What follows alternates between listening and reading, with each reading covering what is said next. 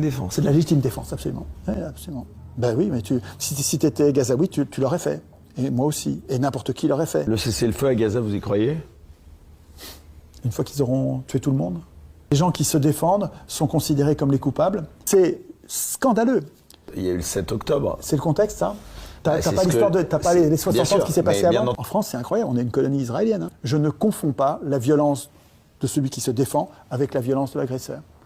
Terroriste, c'est le nom que donnent les dominants aux dominés qui se révoltent. Quand une armée jusqu'aux dents avec des armes de guerre, massacre une population désarmée, c'est pas une guerre. La tuerie. Sur Gaza, quel est votre regard sur l'évolution de ce conflit? Est-ce que vous attendiez à ce que ça dure aussi longtemps? Ce qui est traumatisant, c'est la complicité de tous les gouvernements du monde, et de tous les politiciens, et de beaucoup d'intellectuels, quoi. C'est incroyable qu'on accepte cette tuerie. C'est incroyable qu'on accepte cette tuerie. De quelle tuerie vous parlez, pour être bien de la tuerie, précis? c'est le massacre de la population de Gaza par l'armée israélienne. La tuerie. Quand une armée jusqu'aux dents avec des armes de guerre, massacre une population désarmée, c'est pas une guerre. C'est pas une guerre. C'est une saloperie.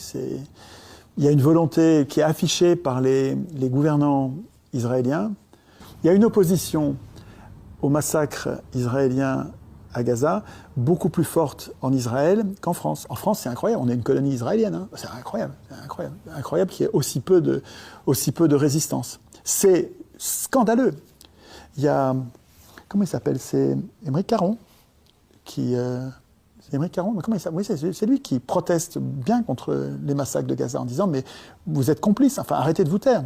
Arrêtez de vous taire, c'est fou que nous laissions faire. » Qu'est-ce que vous pensez justement sans s'y opposer, la position de la France dans ce conflit? Mais c'est pas bien, c'est scandaleux, c'est pas bien du tout. C'est pas bien du tout de laisser faire. Et alors, d'aller faire la guerre contre la Russie et de laisser faire le massacre à Gaza, enfin, je veux dire, c'est nos valeurs, ça, mais c'est une blague. Enfin, moi, Le cessez-le-feu à Gaza, vous y croyez? Une fois qu'ils auront tué tout le monde, enfin, c'est pas que j'y crois ou pas, moi je suis pas devin. Ce qui a déjà eu lieu est un scandale absolu. Là, les gens qui se défendent sont considérés comme les coupables. Je rappelle que Il y avait quand même eu aussi, rappelons-le, le contexte. Il y a eu le 7 octobre. C'est le contexte, ça? T'as pas les 60 ans qui s'est passé avant? Bien entendu, mais je vous donne la position aussi d'Israël. Oui. C'était de se défendre après ce qui s'était passé le 7 octobre. Tu veux que je te dise l'image que ça m'évoque? Le coup de force du 7 octobre avec la mise